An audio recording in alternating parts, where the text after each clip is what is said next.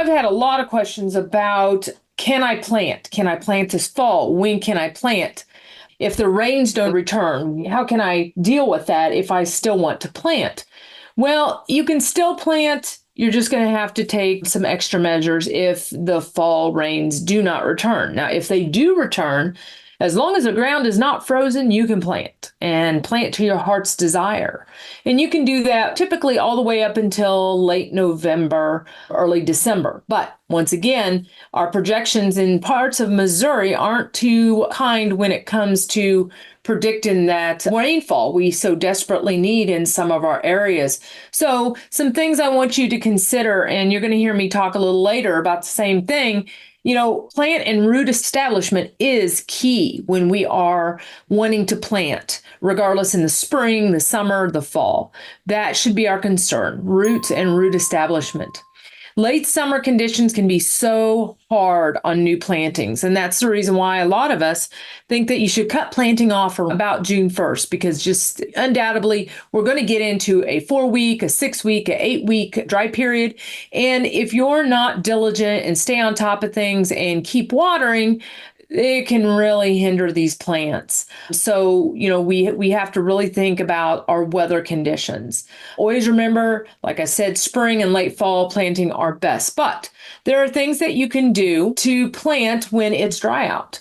And typically September through October can be dry. We just need to make sure that soil is moist before digging or planting. And even if that means coming in and thoroughly watering 2 or 3 days prior, you don't want to water and then plant that same day, because you're just going to be planting in a mucky mess. You want to water a couple days prior, let the soil settle, let the moisture move throughout the soil, and that way you are ready to plant. You always want to try to choose preferably the cooler part of the day, especially when we are looking at possible 90-degree weather still in September and maybe even in October, depending on how late our heat snaps occur. You want to dig that new hole prior to digging a desired plant. That is, if you're transplanting. That's the question I get all the time is, hey, is it time? Can I transplant? Well, just remember that if you are transplanting from one spot to another, then you want to dig that hole prior to digging that desired plant. If you're going from container to the ground, once again, dig that hole prior to pulling that plant out of the pot and disturbing that root system much.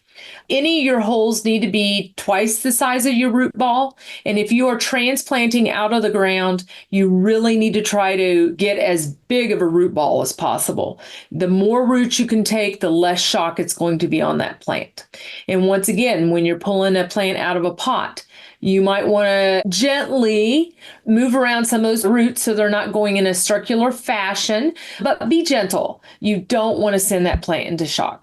And then once you get it planted, once you put it in the hole and you're backfilling around that root system, you want to water thoroughly after planting. And then, of course, keep an eye on that plant. About a 1 inch a week is what is recommended. If we're not getting that 1 inch a week on irrigation, you need to be out there watering. And then once again, mulching the plants once we've cooled down for the year, that will also help with several issues over winter and in the summer.